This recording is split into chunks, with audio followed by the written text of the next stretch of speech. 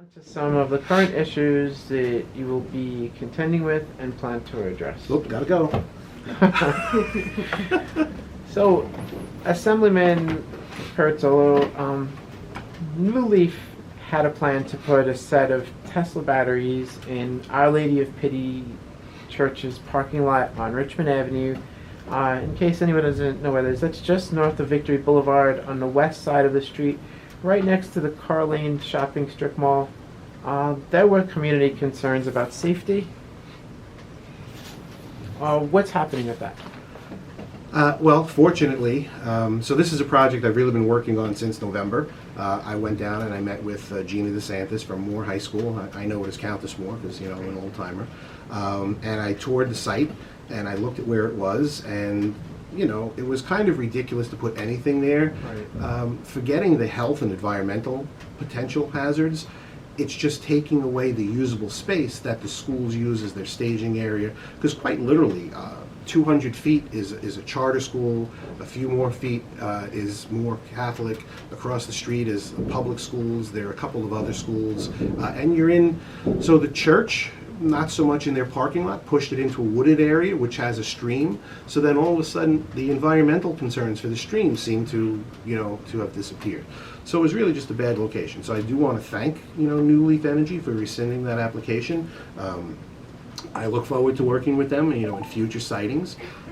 We've all seen the videos of buses, electric buses burning, electric cars burning. A few years ago, those hoverboards you were buying were burning. They can't be put out very easily. Right. Well, they can't be put out at all, Right. but depending on the size, right? Yeah. But these batteries, from what I've been told, can't be put out at all because they're just too big and they have to burn out.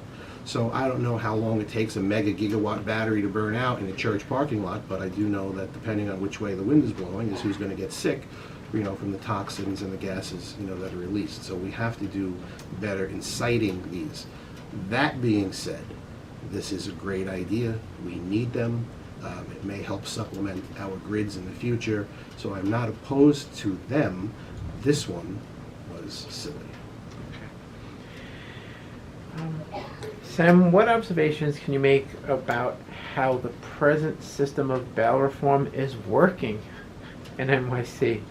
What are its major limitations and shortcomings? Any apparent flaws? So let's talk about how it's working first, right? So if you get arrested and released, you get to go on and commit another crime. Right. You get arrested, you get released, you go on to commit another crime.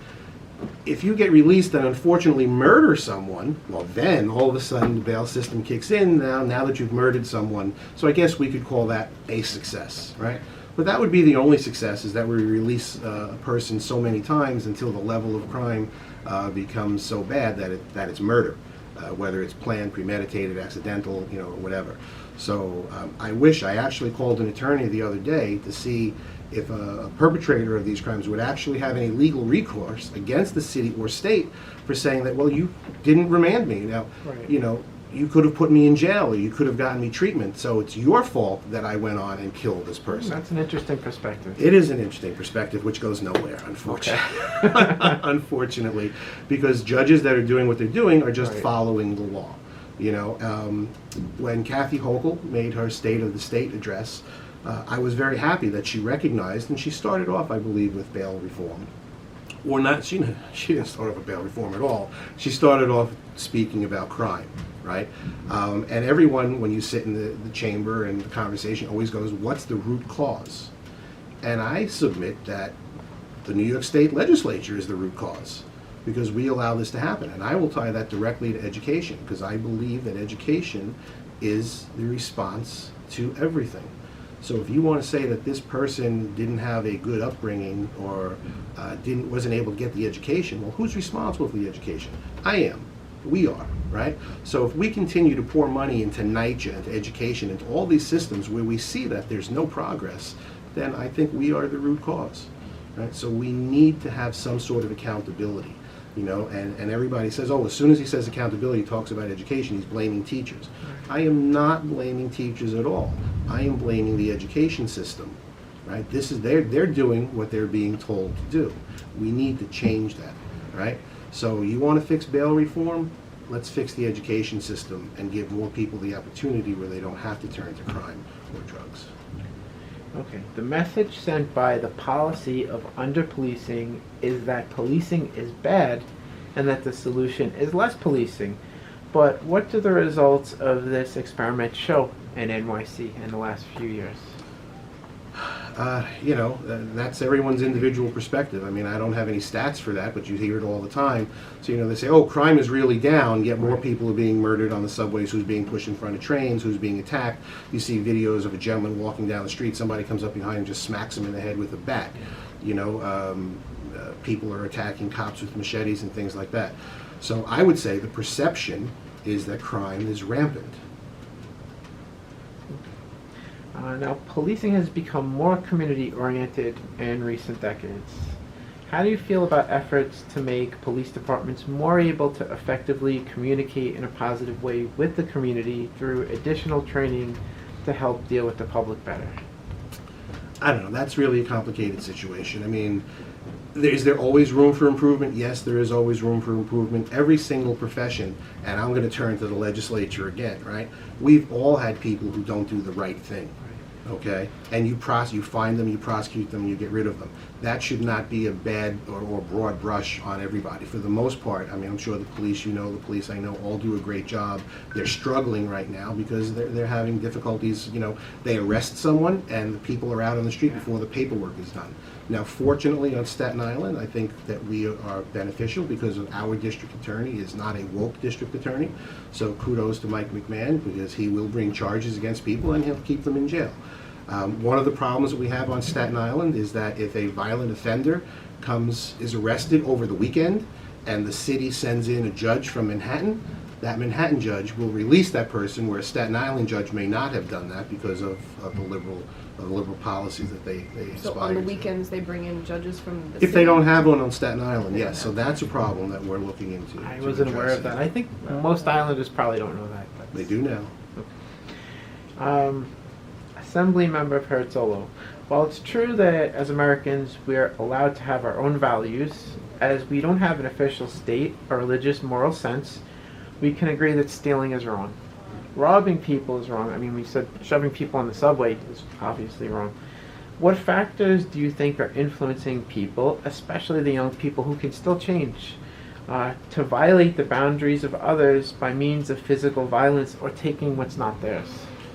Well, I'm going to turn to social media again because people do things just to be popular on social media, and if they do something that's illegal and there's no consequence, then this is good and they're just going to continue. So I think social media. But let me. You said something there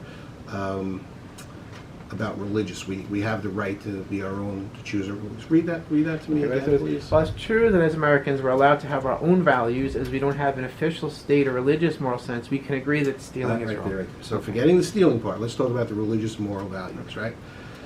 I am stunned that every day we begin our session, we stand. If there is a religious person, a preacher, or whatever, a reverend, we say a prayer. I look around, no one is sitting down, no one is kneeling. We say the Pledge of Allegiance. I look around, no one is sitting down, no one is kneeling. So as the New York State Assembly, we recognize that we should have a moment for a prayer to guide us in our actions, what we're doing, and a pledge for our fidelity to the country. Yet, as legislatures, that's not a good thing to do in schools. How? How do we do it, but don't allow everybody else to do it? They don't allow Pledge of Allegiance in schools anymore? That's not so much that it's not allowed, but it's not necessarily done anymore. And God forbid you want to say a prayer. Yet we begin every session. And if there is no one there to give a blessing, it is noted that today there is no one here to give a blessing. That's a contradiction then. A little bit. Okay, you already spoke on this, but Sam, what's your background in education advocacy? If you want to just briefly go into that a little bit. Well, so my background is I have children. My children were part of the public school system. I don't think the public school system is a bad system, but it is bad for a lot of people. In particular, it's bad for minorities in lower income neighborhoods. And no one really seems to want to say there's a problem there. What they do want to say is, oh, it's because there's no parental support. Oh, it's because of this. Oh, it's because of that. But they don't want to recognize that the system itself may be bad. And the example I will give you is that my son in, I guess, 5th grade, before you go to middle school, and this is really funny because it's Common Core. My son does math. At that time, he was able to do math in his head. Right. So Common Core is to be able to let you do whatever it is you need to come to the answer, except not writing it down was not one of the possibilities. So he would do multiplying fractions in his head, and he would write them all down, and it's possible to get all your answers correct and fail because you didn't show work, and it's possible to get all your answers wrong and pass because you showed work, right? So being a young child, there were some difficulties in getting him to, want to read and show work and things like that because he just had his ways of learning. But the public school would not recognize that. And unfortunately, the teacher had 34 other children in the class. So we decided to homeschool him because as a general ed student, the public school system couldn't provide what he needed. So, so we did that, and that was great. 1 year into that, my daughter, who was a freshman in Susan Wagner, said, wait a second, how come he's being homeschooled, right? So she became homeschooled, and that was much more of a concern for me because when you want to go to college, having a GED versus a diploma is something different, but, she presented her case at the time of why that worked, and I bought into it, and everything worked out. But the moral of the stories that we're talking about is homeschooling is not 5 days a week. It's not 8 hours a day. It's 24 hours a day, 7 days a week, and you incorporate your lessons into everything or anything that you're doing. So there is a myth that says you send your child to this square building for 8 hours a day, they come out educated. It is not even close to happening in many, many, many districts, many school districts in our city. But those same school districts, they can't homeschool their kids because they have to work. And they So have, like, there are a lot of, yes, okay, but I'll also tell you the resources to homeschool parents, right? So it's this this cabal there, right? Either you're with the system or you're against it. We won't. When charter schools first came out, I was opposed to charter schools, vehemently opposed to charter schools because I thought it was just a way of because they were co-locating them with other schools at the time or whatever, and I thought it was just a way of you want to close a school. It's how you get rid of teachers and things like that. Then I came to realize, and you can't deny it, charter schools save lives. There's just no doubt about it. Okay, it's a different method of doing the same thing. So I am an advocate of charter schools, and I don't know why there has to be a cap. Charter schools are public schools, right? So why do we have to say we can only have so many? And not every charter school is successful. The UFT charter school went belly under. Happy to say that, right? Unfortunately, not that I'm, but listen, everybody has a success, ratio. But charter schools can outperform and certainly help individuals and communities. Most of those communities are minority, underserved communities by the standard education system. So there should be no cap. If you want to homeschool your child, there should be resources. It's not like you just pull your child out. We had to file an educational plan for our children. We had to say we had certain resources. I'm telling you, we bought microscopes, we bought computers, we bought, DVDs on the History Channel. We bought books on tape, so my son could read along and listen. So there are other avenues that we need to explore and incorporate into education. That if it works for you, then this is the way you go, and if it works for somebody else, that's the way they go. The myth of coming to the building and walking out educated obviously does not work. The last question on this, kind of explain this. How are we failing our children in terms of education? And what might be 3 key things you've learned in your involvement with education that could affect society? I wrote in terms of crime, but really in terms of everything. So read it again. How are we failing the children in terms of education? And what are some key things, I said 3, but you've learned in your involvement with education that could affect society? So it's a broad question, and since you start in education, if we're failing to give our children the education, right? So now let's jump to the minimum wage and say the minimum wage is $15 an hour. Now we're talking about a living wage where we're just going to pay people to wake up in the morning, right? It doesn't make a difference what the minimum wage is. It could be $30 an hour. It doesn't make a difference what the living wage is.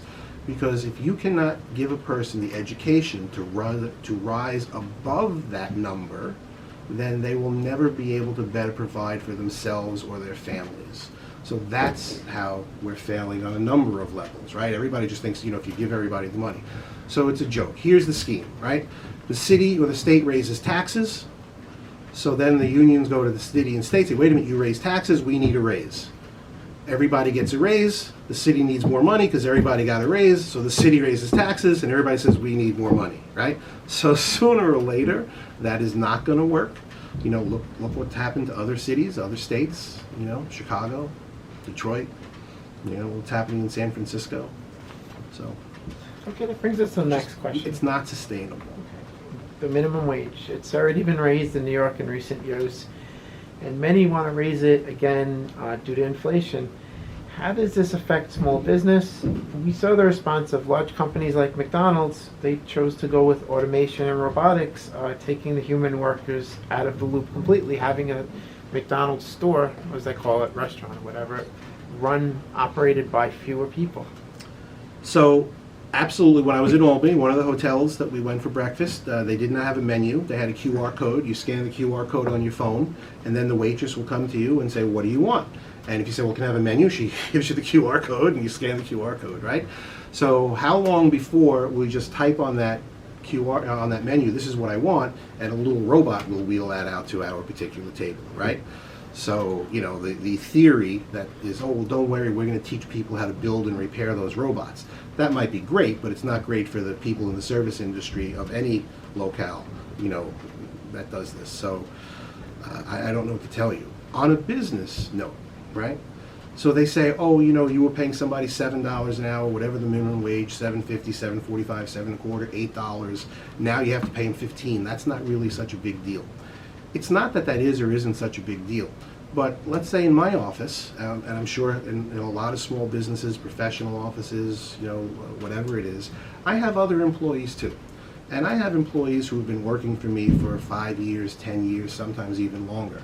And that employee might be making $22 an hour because, you know, as time goes on, you recognize them, they've been with you for a while. All of a sudden, you make minimum wage $15 an hour. That's close to somebody's $20 an hour that they've worked years to go, right? So now I feel bad, so what am I going to do? But when you try to hire somebody $15 an hour, they don't want it, they want $20 an hour, right? So now how does the employee or how does the employer handle someone who's been working with me for 5 years or 10 years and making 22? You know, they may have started at entry level, at minimum wage, beneath $10 an hour, and over that period of time come up significantly. So now what does it say to them that somebody with zero knowledge, zero experience, comes in at $20 an hour, and after so many years they're making 22? So of course I have to bump that level. But now as an employer, I'm absorbing that hit to $15 an hour, and I'm absorbing that hit from whatever my employee was making to, you know, saying thank you to them. Listen, I recognize your contribution. I know you've been working for me for a long time. But all of a sudden, it's thousands of dollars. The answer is that my fees change. You know, no matter what happens, no matter what business you're in, when you put that key in the door, you need to make so much money to survive. And if the city and the state are just going to be keeping these, increasing minimum wages, or that's okay, but recognize that, you know, your gallon of milk is going to be $8 because of that. So it seems like that actually causes more inflation. Well, that goes back to the city raising taxes to give raises, and now that you got a raise, we're going to raise your taxes because you have more money, right? It's the same exact thing. Well, and then it seems to actually hurt working families who've managed to save because now their money in the bank isn't worth as much. It hurts everyone, okay? And I will argue in particular, it hurts the people who have not gotten the education where they can rise above. Okay, because that's really what this country is built on, is giving you the opportunity. So everyone wants an equal outcome. It's impossible. There's no board game you play, there's no sports game you play that everybody has an equal outcome and somebody's declared a champion. That would be a strange game where you know the score at the end of the game. But it doesn't make a difference what the score is at the end of the game, right? Yeah. So there's no way you can regulate outcomes. This is a country of opportunity. I believe in equal opportunity, but not an equal outcome. Okay, so there was a proposal to tie minimum wage to inflation. That's what the governor suggested. How do you feel about that? The most ridiculous thing, I laughed when I heard it. So let's talk about it, right? So if inflation goes up, you're going to increase the minimum wage. Okay, I got it. What happens when inflation decreases? Are we now going to say to that person we just gave an 85-cent raise to that we're taking that 85 cents away, right? So, you know, that's kind of odd. So if there's going to be an escalation policy, there should be a de-escalation, you know, policy that goes with that. And then it goes back to saying what I said before.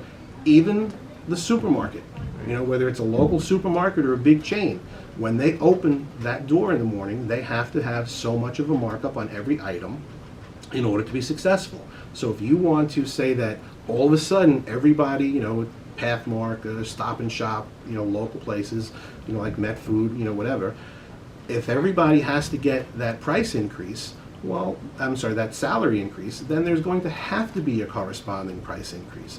You can't expect businesses to take it on the chin every time you have a whim of giving somebody more money.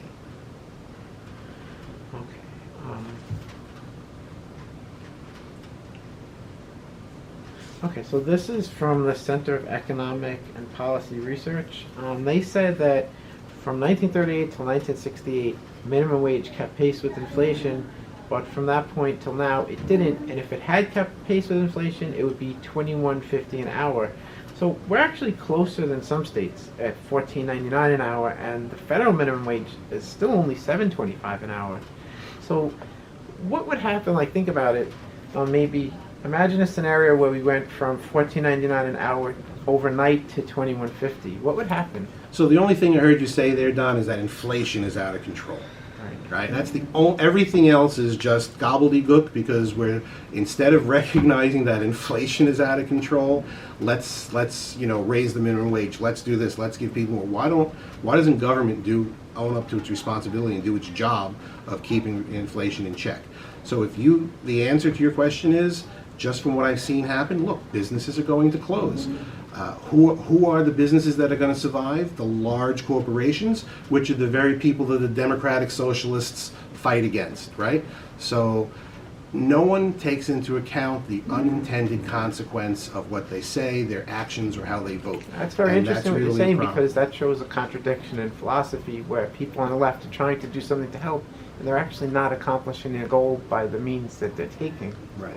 And that was actually one of the arguments against raising the minimum wage when they were trying to do it, was that it was going to make inflation go crazy. Well, again, you know, let's talk about kiosks in McDonald's. You know, on the thruway, I pulled over, I wanted to get a cup of coffee, so you walk into Burger King, there are 2 kiosks right there. Now it's a cup of coffee, I don't want to pay with my credit card. So, you know, I do it through the kiosk, and I go up and say to the guy, listen, if I want to pay in cash, can I come to the, oh yeah, of course you can do that. But you have to get past the kiosks, you have to go through the little zigzag to get to the loan cash register where 2 people are working, one in the back, you know, and one just standing there, getting the orders for the people ordering. So there's not even a cashier because of the kiosks. So. On to the flooding at Victory Boulevard and Richmond Avenue. We know you wanted to take that issue on. We know many people actually who live on those streets right over there. So we've heard the story firsthand, how they're not tied into the city septic system. They have a pump on Victory Boulevard that they pay to keep the private system going each year. For readers, it's right by the intersection of Victory Boulevard and Richmond Avenue. There's no sewers serving those homes on Goller Place and perhaps other streets. I'm not sure how big that area is. This causes the neighborhood incredible flooding. It stretches for blocks whenever there's heavy rain. Additionally, homeowners have to pay those fees every year to maintain their private septic system. So what are you planning to do about this, Sam? Why has this remained an issue for so long? Like, we've heard this like over 10 years ago from residents of that area. So I can't speak to what happened before I was here, but from what I've been told, the residents who purchased those homes were told that there is a pumping station that takes the sanitary waste. It's not that there are no sewers, there may be no sanitary sewers. I don't know that that is the key problem, okay, and this might be a little bit different about what we said before, but I've been told also that when the Staten Island Expressway put up those sound barriers, water was redirected, or flood water, rainwater is redirected, and now the pond overflows, and that comes into the neighborhood, or that goes into the system, and that's what causes the sewers to overflow. So I don't know that it's necessarily a problem with that. Not that that can't be addressed, not that that won't be addressed and looked at, but right now it happens to be, during heavy rains. In one of the conversations I had with former Assemblyman Mike Cusick was that, when the storms come, he will make the phone calls to make sure that those sewers are cleared, Right. to try to mitigate the problem. But if the city, unbeknownst, unintended consequence, right, has redirected rainwater and stormwater into the pond, and now the pond overflows even sooner and faster, that really maybe needs to be addressed as far as capturing that water. So it does not come into the community and mess up the system that we already have. Okay. Know that you're an avid outdoorsman and love Clove Lakes and Staten Island's other amazing parks. And you just came, you said today, from a walk with your dog at Clove Lakes. Every day. I encourage everybody to do it. Get a dog. You definitely care about wildlife, you care about animals, you care about life. It's not surprising that you're planning to help get kill shelters for animals outlawed in Staten Island, New York City. New York City. Well, I mean, so what happens right now, and I think there is a bill pending that says that any shelter that is a kill shelter should be required to contact, organizations that put pets up for adoption. But I'll tell you right now, that pretty much already happens. So I don't know that we need legislation to codify what already happens, but it's certainly a step in the right direction. Some animals are just not safe because of the environment which they've grown up. So I'm a believer of there really isn't a bad animal, there are bad owners, right? So that's really where I come from. I mean, look at that. Look. Okay. I mean, she's just as happy as can be. So it's really a combination of things. But just to say that a dog or a cat, a rabbit or whatever has a 30-day lifespan from the day, or whatever that lifespan may be, from the day you brought it into a shelter, just because, it's the just because, we need to get rid of. And I think that there was a bill passed last year that maybe was just signed because we did a bill amendment. And it was talking about allowing pet shops, in order to close puppy mills, the way it was framed to me in session last week, was in order to close puppy mills, they closed pet shops, okay? So now they're going to allow individuals or businesses to rent a space to display animals from shelters, right? So that was before I got there, so I don't know the details, and I've been looking into that because I want to go a step, beyond that. Okay, thank you. Why are you planning to push for the elimination of the $1,000 FEMA application cost that waives the tax on a home refinance? Why not? You tell me why I shouldn't. Hello? I All like- right, so let me give you an example, right? Because of this job in Albany, I have a pickup truck. It's my favorite vehicle. It was my office. We had a house in North Carolina. I have property upstate. I can put rock. I can put whatever I want. And it was also my campaign headquarters, my mobile campaign headquarters. But now it doesn't go. So I had to sell my pickup truck. And in essence, I bought a used vehicle. So when I sell my car, let's say I sold my pickup truck for $30,000, and I bought another vehicle that was worth $50,000. It's not even questioned that you did a trade-in. That's $30,000. So instead of paying taxes on $50,000, you pay taxes on $20,000. It's just the way you do business, right? So why is it when someone goes to refinance their house and they have to pay taxes, or they have to say, wait a minute, I paid $300,000 for my house already. I paid taxes, or I am paying taxes on that $300,000. I have to pay a separate fee of $1,000 or more to my bank to recognize the fact that those taxes should be deducted from this. That's insane. I don't even think banks like it because it holds up, you can lose contracts. It holds up closings. People have lock-in dates for their insurance, their mortgage, and things like that. So it's a problem. And now with mortgage rates increasing, those people who aren't able to maybe lock in a lower rate are now saying, gee, we better do this before they get any higher. And who are we talking about here? We're talking about everybody, right? We're not just talking about affluent people. We're talking about people who are struggling, okay? Regardless of what their race, religion, nationality is, everybody, there are people who are struggling. So I have to pay $1,000 to tell you that I already paid tax on something that I own. You know that you can't buy a house without 15 lawyers and aides at that room saying, oh, where's this form, where's this form, where's this form? They know that tax was paid. Why do we have to go through the process? So what happens, Sam, if you don't pay that fee to FEMA? Then you have to pay taxes on the whole amount. That doesn't make sense. It's a good Hello? thing that you're pointing this out, because that's really strange. So Hello? we'll So- be taxed twice on something? Yeah. So did you ever buy or sell a car? Did you ever trade in your car? Yeah. Okay, so when you trade in your car, right, whatever that value is, comes off the new purchase, and you don't pay taxes on that because you already paid taxes on it. So how would it stand all this time that people would have to, as a default, pay taxes twice? Like, I understand, okay, you pay the $1,000, you don't pay the taxes, but the default is to pay taxes twice then. Yep. That's unusual. So actually, that's not necessarily the default. The default is either to pay taxes twice or get screwed over, right? Because now you're going to lose your locked-in rate. So you might lose that. That might expire. So now you're going to a higher rate, and that higher rate may be the equivalent of paying taxes twice. Your closing has to be rescheduled.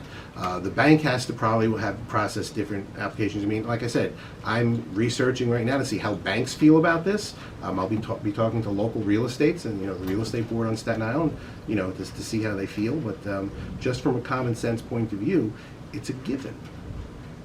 And It's a known factor. no one benefits except, I guess, FEMA getting the fees. It doesn't help anyone in the process, right? So it's not even a fee issue. It's not that the state is losing income or anybody is losing income, because you can file the CEMA form anyway, right? So in theory, you might want to say, well, gee, it's lending institutions that do this, but I don't know that lending institutions want to do this because they lose deals. It's a business inhibitor, from my point of view. So as I talk to, the real estate companies and the real estate boards and lending institutions, we can see what happens. I'm sure everybody wants to have more closings as soon as possible than fewer. Sam, thank you so much for your time today. This has been a great interview. Is there anything you'd like to add for Staten Islanders? I usually try to think of Staten Islanders who don't know what's happening. Like, there are people who have more of a clue. So for the people who are kind of not up to date, what might you be able to tell them? So I don't know if there's anything I'm going to be able to tell the people who are not up to date, because they're probably not going to see what I have to say about being not up to date. That's a good possibility. Right? But I do want to say this. So sometimes throughout the campaign, you'll hear somebody say, "Oh, why elect him as a Republican? He's not going to be in the majority. What can he do for us?" Okay. So this is kind of a total myth to some degree, and we can talk about that, and this is what people need to say. There are two types of things that get done in Albany.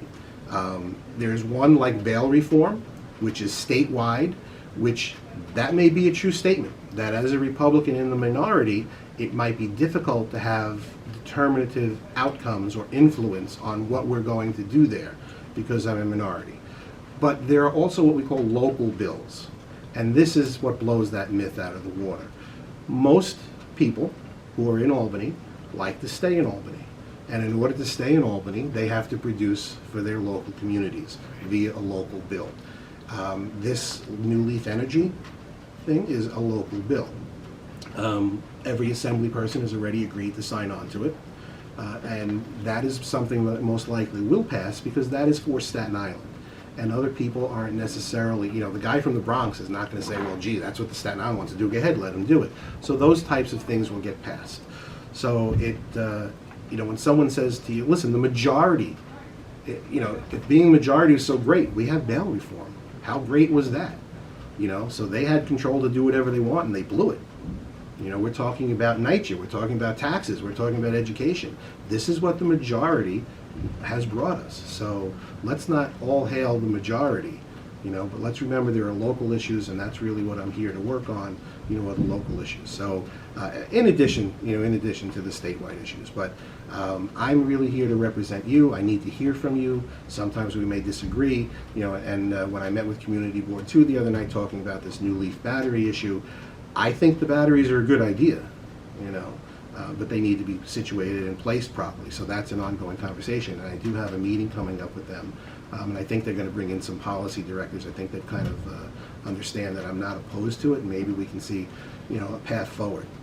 So the community board is also in favor of the batteries? No. Well, I can't say. I know there are some who aren't, and I know there are some who probably are. I mean, it is a good technology. It makes common sense. I don't know if you're familiar, but basically, Con Edison has to supply so much electricity constant at all times. The morning hours, 1 o'clock, 2 o'clock, 3 o'clock, usage drops down, that electricity gets wasted, goes into the ground, okay, because they have to keep supplying electricity.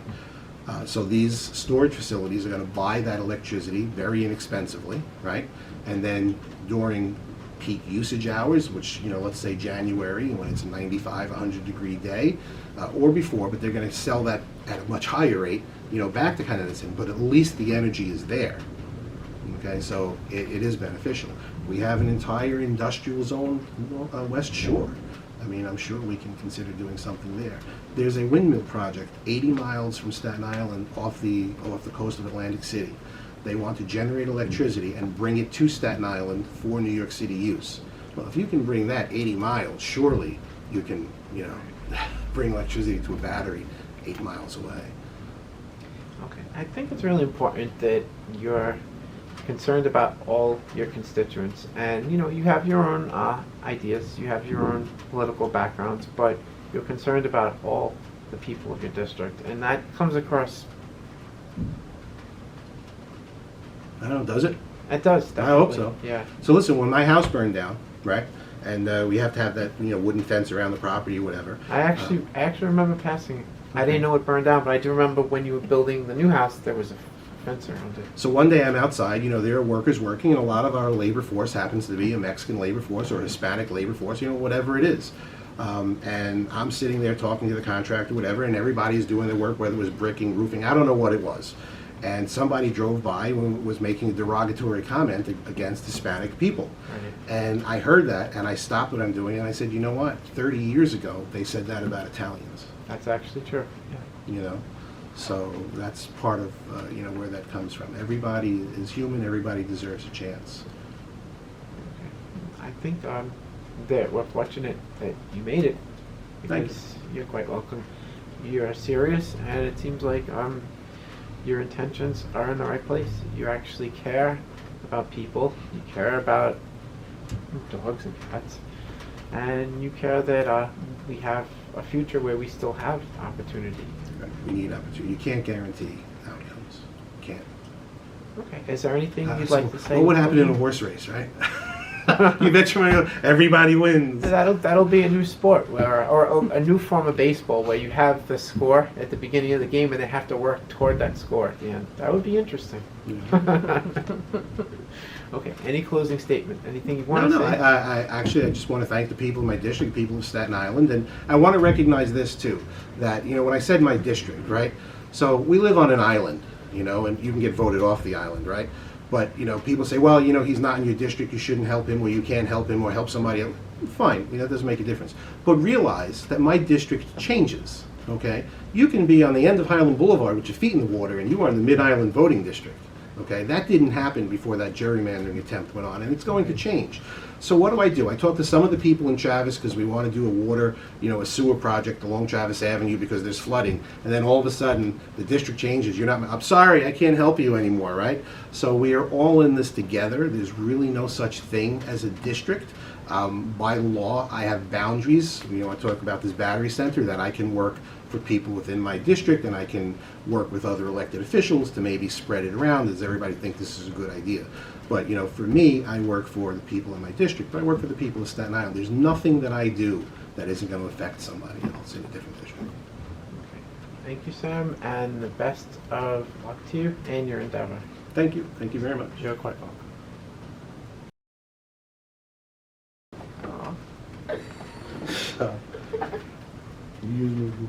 And this is the doggie who was here the whole time. She's been just chilling She's out. right over there. You didn't see it, didn't hear from her. Not all dogs are that mellow. I give you that. I will give you that.